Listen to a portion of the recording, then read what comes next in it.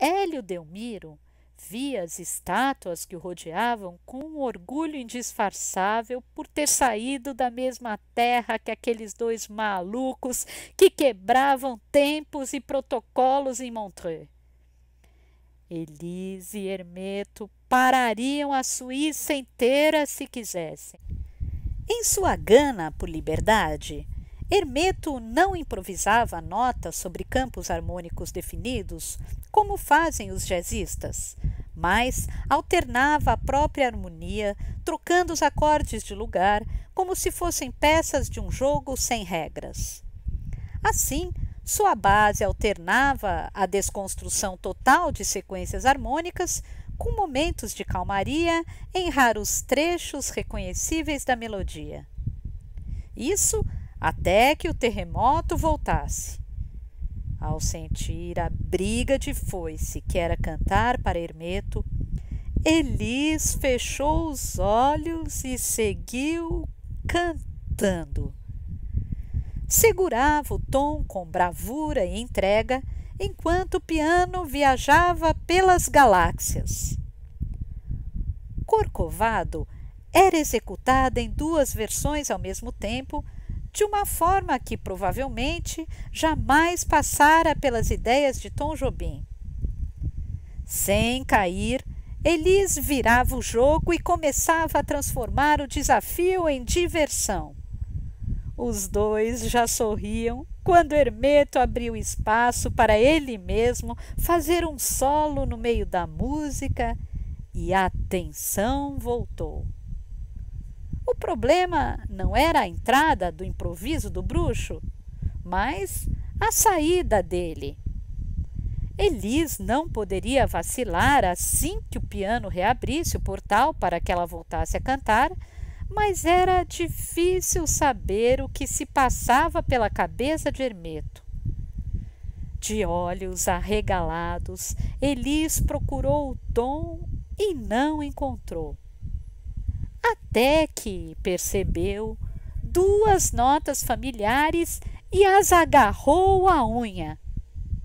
Mas aqui fez diferente, brincando de Billie Holiday nas subidas e descidas da melodia e soltando as próprias percepções para se jogar definitivamente em uma interpretação arrebatadora. O bruxo e a feiticeira começavam a fazer a plateia levitar. Os músicos de Elise estavam na área privativa dos camarins, tomando vinho e conversando com convidados como o pianista Herbie Hancock e o baixista Ron Carter. Era ali que todos se conheciam antes e depois dos shows, enquanto outros músicos se apresentavam. Às vezes, também tocavam em pequeno palco reservado para jam sessions, em encontros divertidos e inspirados. Pois, enquanto Hermeto e Elise estiveram em ação, algo congelou a área VIP.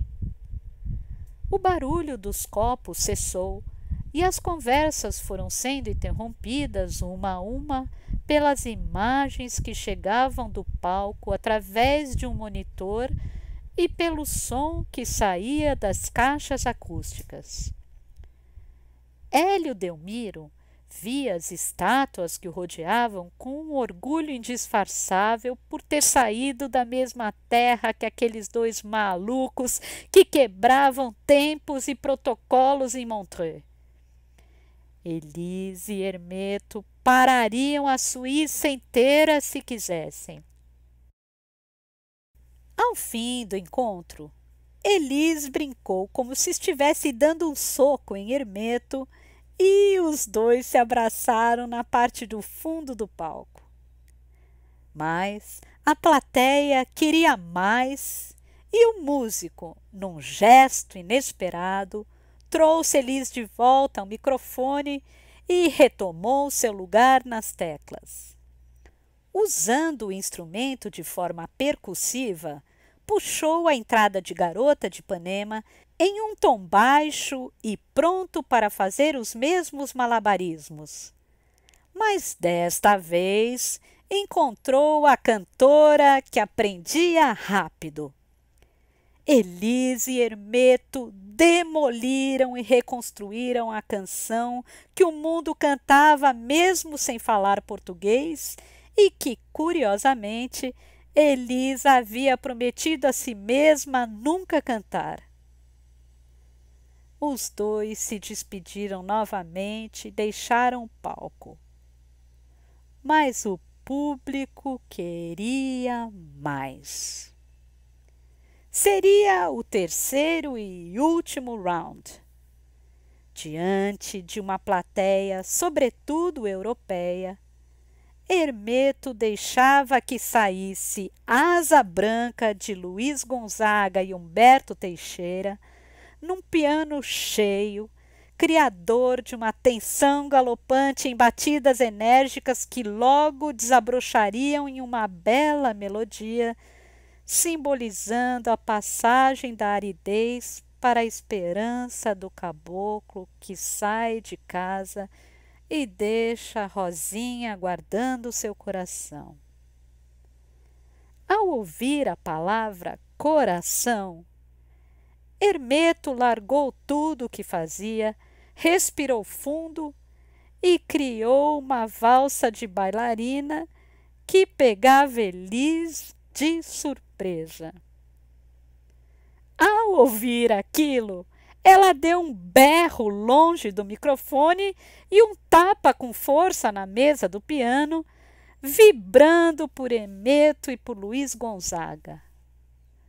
O abraço foi forte e demorado quando o último acorde soou. Elis sorria emocionada e dizia palavrões de felicidade nos ouvidos do pianista. Seu filho da puta! Foi demais! As memórias de Hermeto guardam um comentário de Elis que o desconcertou. Já atrás do palco, César, nas memórias do bruxo, se aproximou para os cumprimentos e Elis não se conteve. Viu isso, César? É assim que eu gosto de cantar!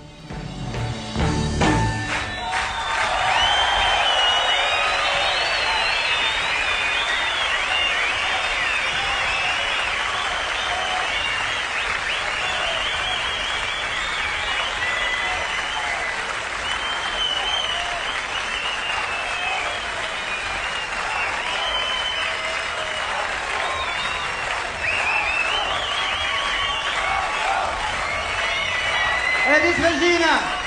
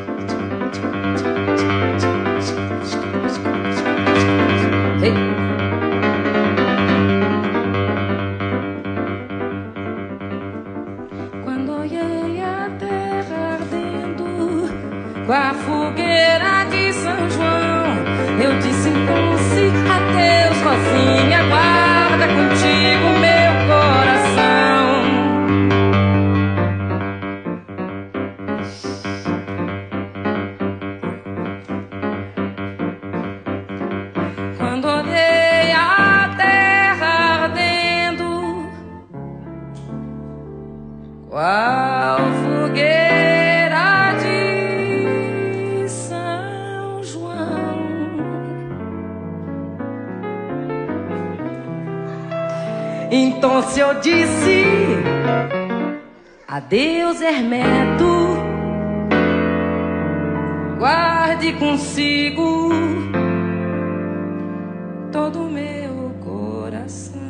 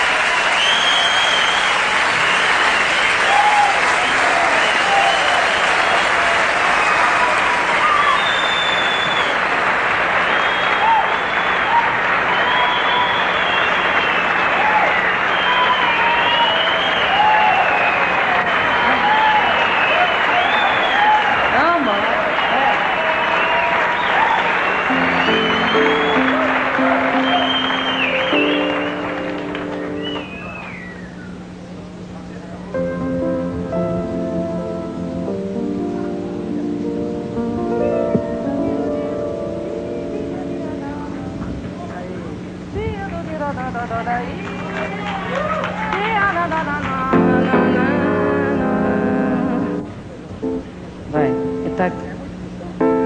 é botão que pernambucano não aguenta. É muito botão pra nossa cabeça.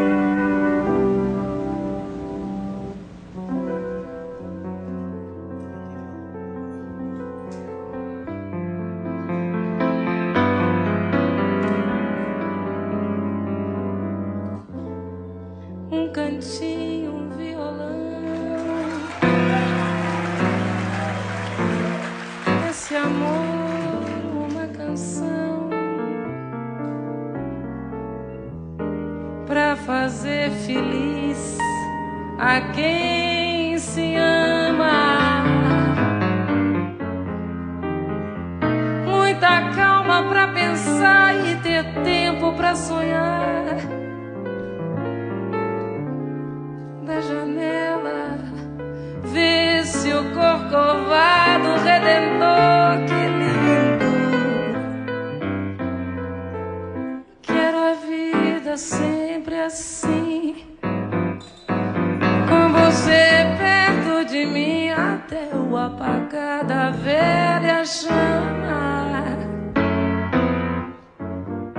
E eu que era triste, descrente desse mundo, ao encontrar você, eu conheci o que é felicidade, meu amor.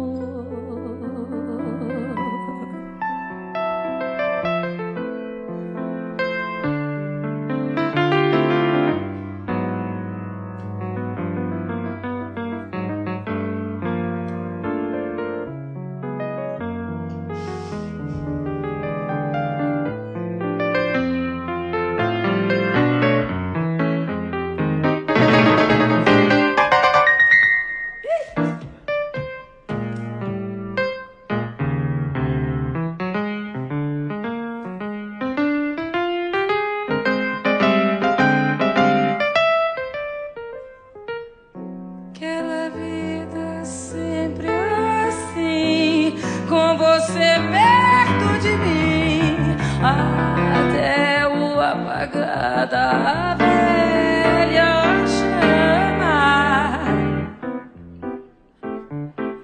E eu que era triste, descrente desse mundo, ao encontrar você, eu conheci o que é felicidade,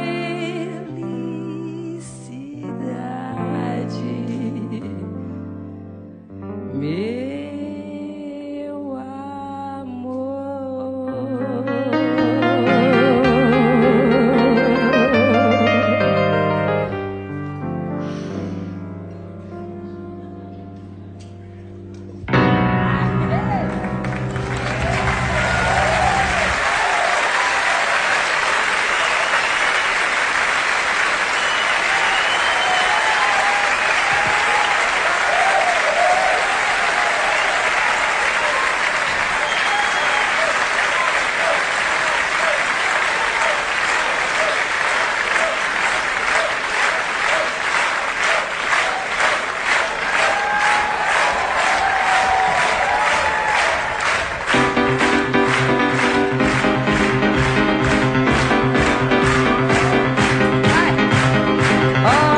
que coisa mais linda, mais cheia de graça. É ela, menina, que vem e que passa, seu doce balanço, o caminho do mar. É moça do corpo dourado do sol de Ipanema, o seu balançado é muito mais que um poema. É a coisa mais linda que eu já vi passar. Ah, como estou tão sozinho. Ah, porque tudo é tão triste. Ai, a beleza que existe, a beleza que não é só minha, que também passa sozinha. Ai, se ela soubesse que quando ela passa, o mundo inteirinho se enche de graça e fica mais lindo por causa do amor.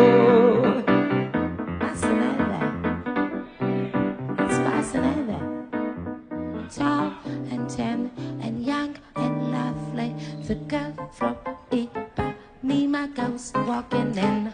When she passes each one, she passes girls. Ah,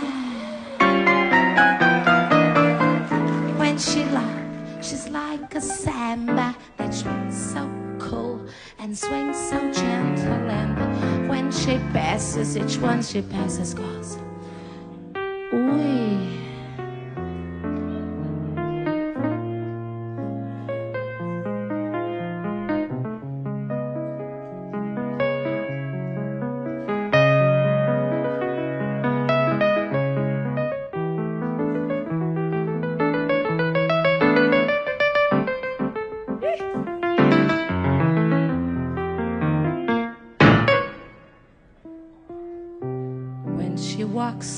To the sea,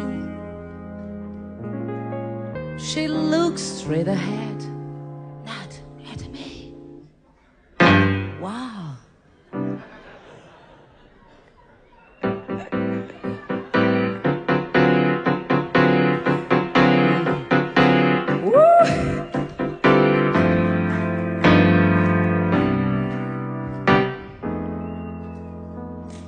Olha que coisa mais linda, mais cheia de graça. É ela, menina, que vem e que passa, seu doce balanço, o caminho do mar. Moça do corpo dourado do sol de Ipanema, o seu rebolado é mais que um poema.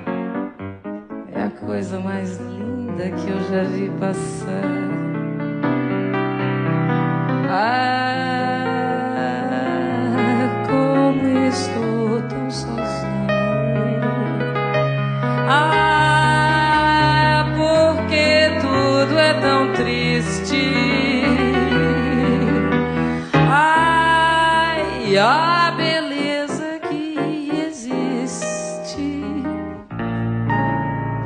a beleza que não é só minha, que também passa sozinha.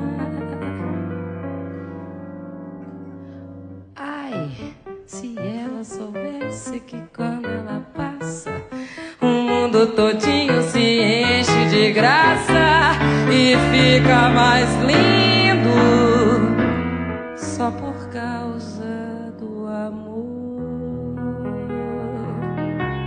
É por causa do amor. É só por causa do amor.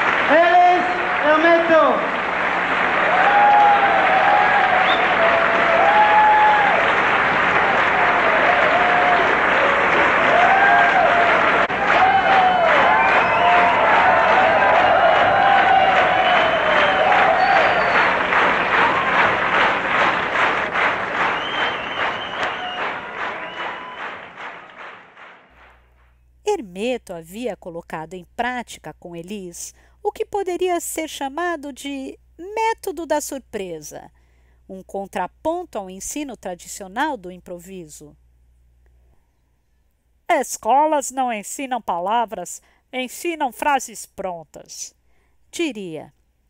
A música verdadeira, para ele, deveria ser criada com emoção e susto em um diálogo sem lugares comuns. Ao perceber que poderia conversar com a mente, com Elis, decidiu voar alto.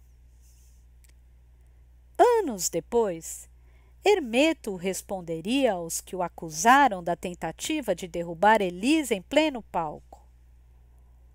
Se é improviso, o músico jamais pode ter certezas. Se tem certeza, é algo decorado.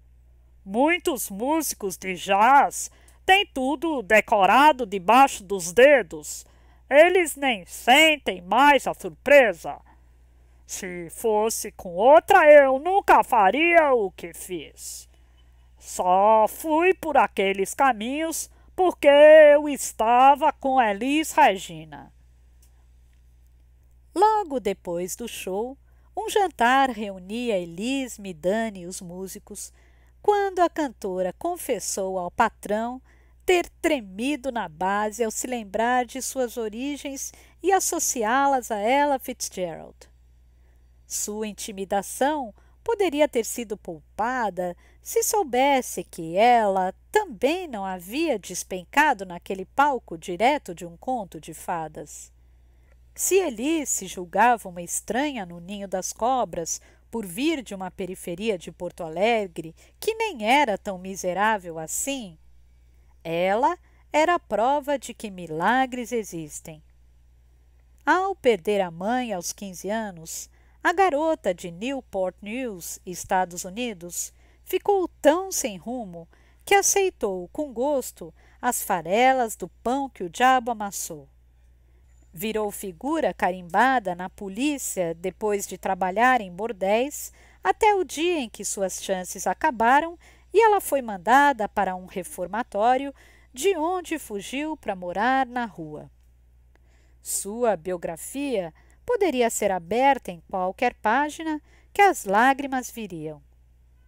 Mas ela agarrava as chances com força descomunal e jamais deixaria que algo a intimidasse quando estivesse sobre um palco. Elis titubeara no controle de suas emoções. Sua insegurança quase a vencera em boa parte da apresentação. Aquela plateia não tinha só tubarões do jazz. Seguindo seu faro para marcar presença nos momentos sublimes da música desde que se inventara como compositor, jornalista e produtor, Nelson Motta via Elis novamente, agora na condição de repórter. E bem preocupado. O show da noite havia sido para ele de pouca energia, um preço pago por Elis ter deixado mais da metade de suas forças no palco do concerto da tarde que inventaram às pressas. No dia seguinte, um almoço na casa de Claude Nobs reuniu os músicos da noite anterior para entrevistas e trocas de experiências. Como enviado da Globo, Nelson sentava-se ao lado de Elis para fazer perguntas de microfone em punho e com a TV da sala de Nobs mostrando a gravação da apresentação. Olha que coisa mais linda, mais cheia de graça. Tá doido, meu filho, você não... Seu doce balanço, vai. Nossa, do corpo dourado do sol de valendo. O seu rebolado é mais que poeta. Nós vamos morrer hoje. Nós estamos aqui na casa do Claude Nobs, que é o diretor do Festival de Montreux, que fez um almoço para a representação brasileira no festival. Estava prevista essa sua apresentação com o Hermeto? Não, foi empurração. Foi puro jazz mesmo. Foi jazz puro, diz que o festival é de jazz, né? Aí pintou um jazz mesmo, aquele conhecido jazz total, completo e absoluto. E de repente o André empurrou o Hermeto e me empurrou. Vamos lá e vamos tocar junto. Falei, mas o quê? Ele falou, senta e toca. E como é que foi? Você perguntou pra ele o negócio de tom, e ele é um músico que toca muito livre. Eu falei pra ele assim, bicho, eu sou contralto. Ele falou, legal, então você deve dessa extensão a essa. Eu falei, não, bicho, se numa boa, a dó já vai forçar e eu tô com a garganta cansada. Ele falou, tá legal, tudo bem. Aí depois da gente fazer as músicas do Luiz Gonzaga, né, bicho? A gente fez a música do Pai de Todos, Furabolo, Mata Piolho, Antônio Carlos Jobim, ficou ótimo. Agora, sabe o que eu acho ótimo mesmo, bicho? Eu acho que pintou um negócio que eu tô até... Pintou uma coisa legal, Nelsinho. Do Hermeto e de mim, quer dizer, aquele lance que é mais forte e que só poderia... Acabou de passar uma pessoa, não leve a mal. Meus senhores telespectadores, estamos numa festa. Festa acontece até isso, passar gente na frente da cama. Aconteceu um negócio gostoso, bicho, que é o seguinte. É que eu saquei que nem ele, nem eu, a gente não é colonizado, bicho. A cabeça da gente não é. A gente tem um orgulho lascado de ser brasileiro, bicho. Não tem vergonha de fazer samba. Não tem vergonha de tocar triângulo, pandeiro, pomba, sabe? A gente não tem vergonha da brazuca. Isso é a maior coisa que podia ter acontecido, sabe? E que me desculpe a oposição, sabe?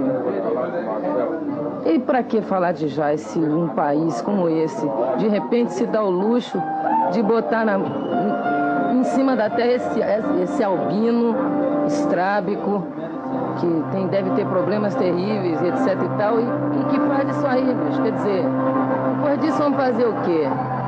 Sentar e chorar, né, Nelson Mora? Que lindo. Ai, a cara dele, bicho, que maravilha. Ele é a coisa mais linda. Como é que vai entender que é a coisa mais linda? Aí, Deus tá tocando, bicho. É isso aí, vai fazer o quê?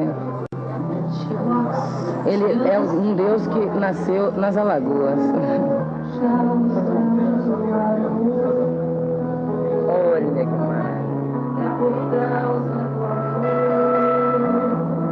Eita! Pai d'égua.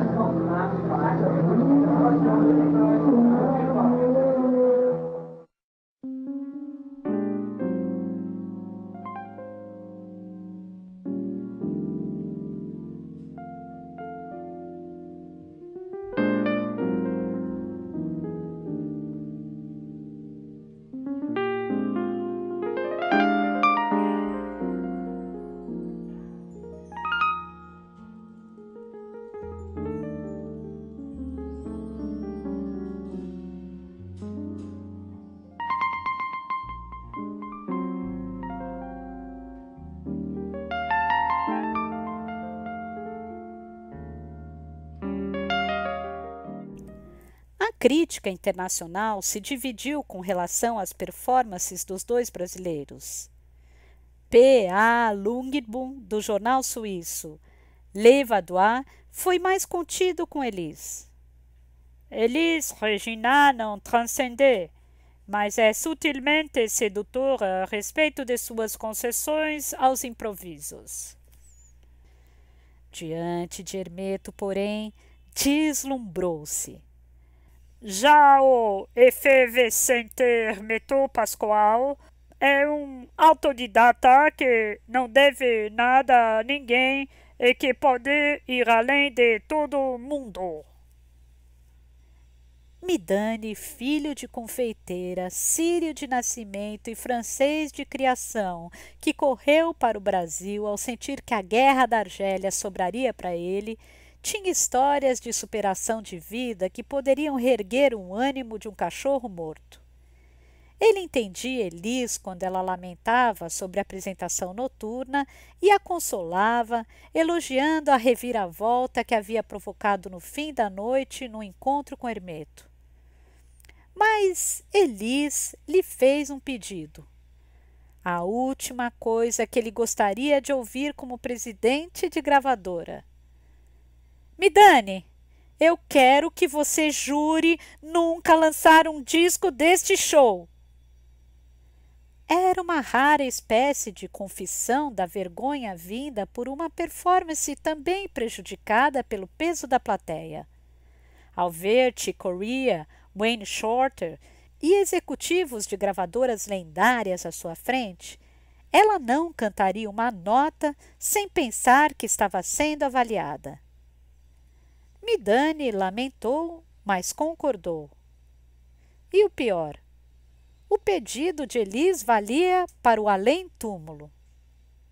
Nem por cima de seu cadáver um álbum daquela experiência deveria sair em LP. Que as provas da derrota fossem queimadas, deixando apenas a plateia como testemunha. Anos depois, Midani perderia algumas noites de sono depois de ouvir as fitas originais novamente. Onde quer que Elis estivesse, ela teria que entender.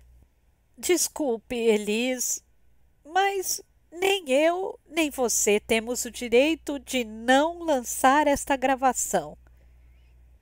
E quebrou a promessa. Um avião partiu da Suíça para o Japão, levando as comitivas de Elis e Hermeto para seguirem com um show no Denen Coliseum de Tóquio, onde também se apresentariam Herbie Hancock, Wayne Shorter e Sadao Watanabe no evento anual Live Under Sky, quase uma réplica de Montreux com o direito à noite brasileira. Ainda que no mesmo voo, Hermeto e Elis não se falaram por estarem em assentos distantes, mas tiveram notícias um do outro por recados que ela mandava pelo porta-voz Luizão Maia. Pô, Hermeto, ela disse que adorou o show. Puxa, Luizão, diga que eu gostei também. Para Hermeto, um clima pesado entre Elis e César havia embarcado com os passageiros no aeroporto de Genebra rumo a Tóquio. Ninguém havia armado barraco onde não devia, mas o comentário geral era de que as coisas não iam bem entre o casal. E, claro, não era Hermeto quem iria perguntar.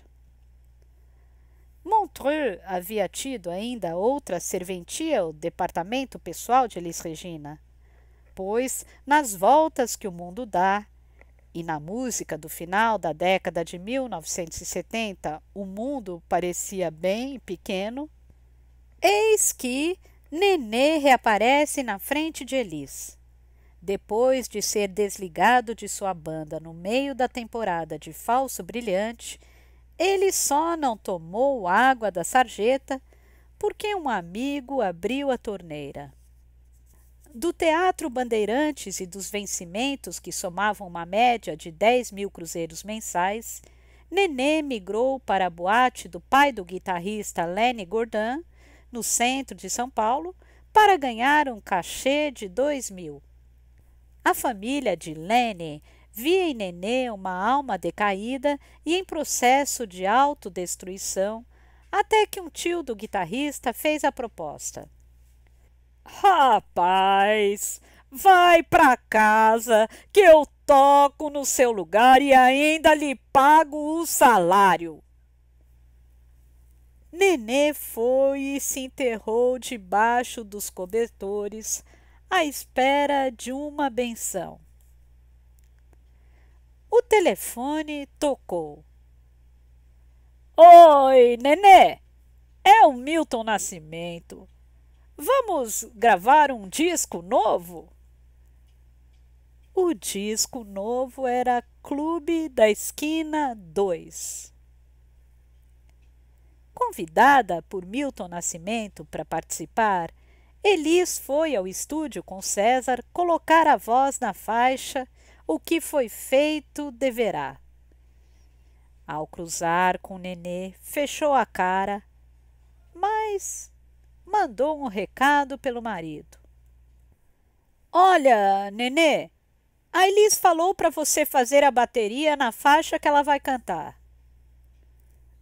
O hasteamento da bandeira branca não o sensibilizou e Nenê decidiu mostrar que ainda estava ferido.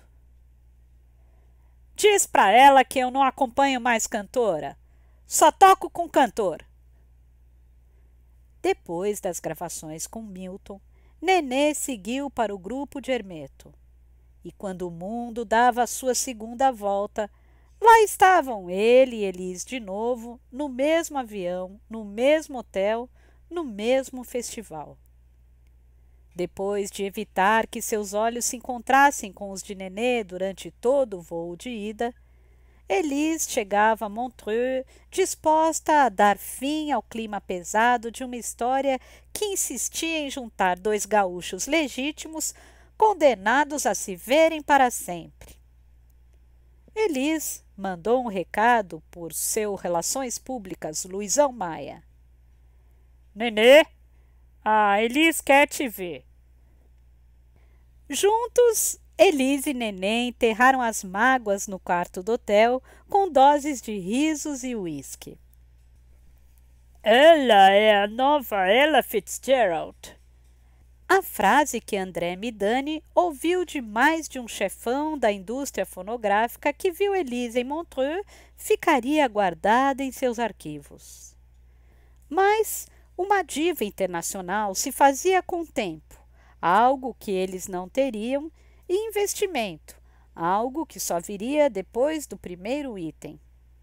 E nenhum ingrediente seria mágico se esse próprio artista não abraçasse a causa. Elis já havia chegado longe. Repetia em suas entrevistas o quanto sentia por ter tido sua infância violentada pelo sucesso e o quanto sofrera por ter aprendido na marra o que bem-nascidos como Chico e Gil sabiam de berço. A própria Elis não tinha tanta certeza assim de uma consagração internacional como objetivo de vida. Casada, mãe de 3 filhos, tinha boa parte de um país a reverenciando, mesmo que aos tapas e beijos. Bastava que seu trem não saísse dos trilhos. Manter-se em evidência era um esforço dobrado quando não se tinha a televisão como aliada. Suas experiências em programas populares haviam rendido situações traumáticas. Era melhor voltar a cantar no Clube do Guri do que forjar uma performance dentro de um orelhão público como havia feito para uma emissora de São Paulo. Havia uma crise também em sua relação com a Globo. Elis dizia que os programas por lá haviam se tornado um esquema de plástico, impessoal, institucional, em que os números musicais entram para, quando muito, ilustrar o assunto anterior. Justificava sua ligação com a Bandeirantes como opção aos maus tratos que sentia na emissora carioca. Na última vez em que havia sido convidada para cantar no Fantástico da Globo, que Elis chamava de fã plástico, um dos produtores quis saber: "O que você vai fazer?" "Cantar." "Só?" ele perguntou surpreso. "Eu ia cantar", disse Elis. "Ia cantar como só eu sei fazer." E partiu. Elis só tinha o palco e os estúdios a favor de sua carreira e, justamente por isso, não passava uma semana sem bater cartão em um deles.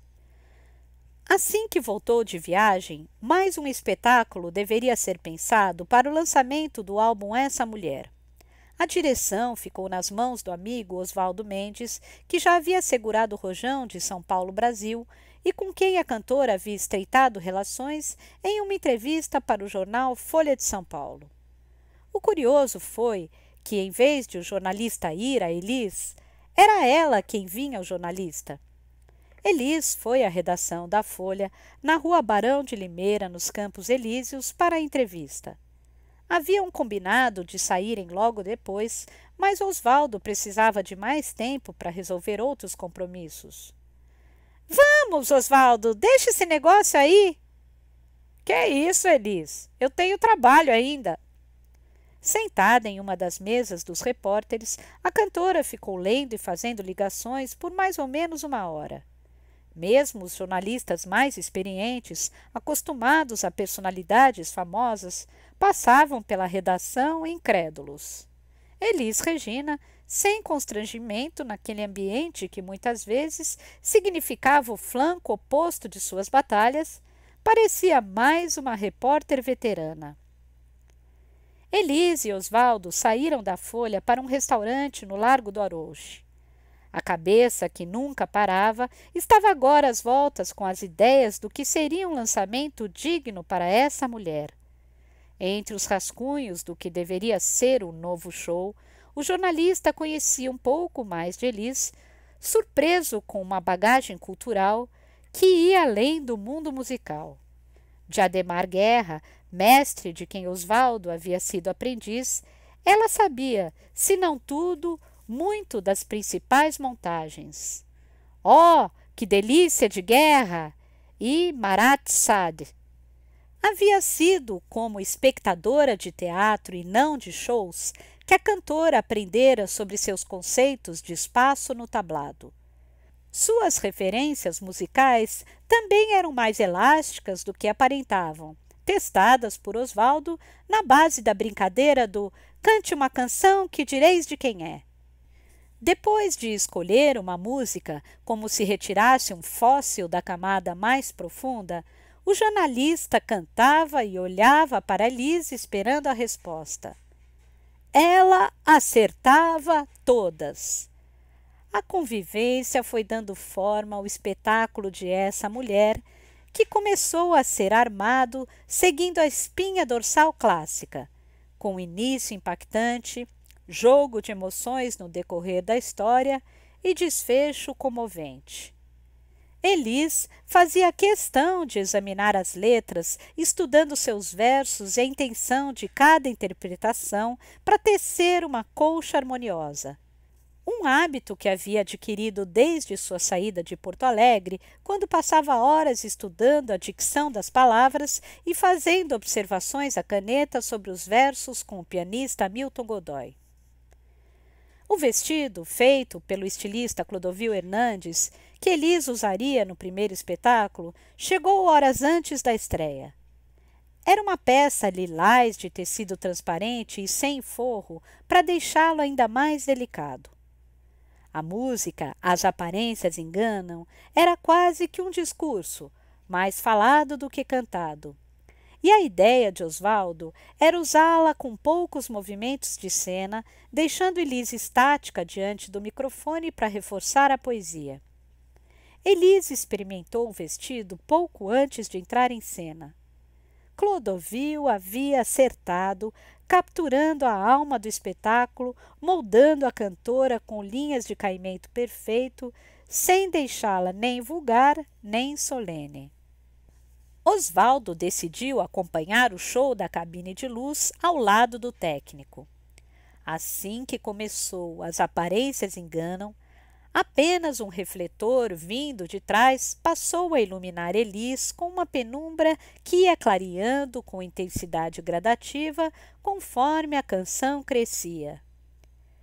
Era comovente vê-la solitária no palco, envolvida nos versos de uma canção de Tunay e Sérgio Natureza, que começava afirmando que as aparências enganam aos que odeiam e aos que amam, porque o amor e o ódio se irmanam na fogueira das paixões.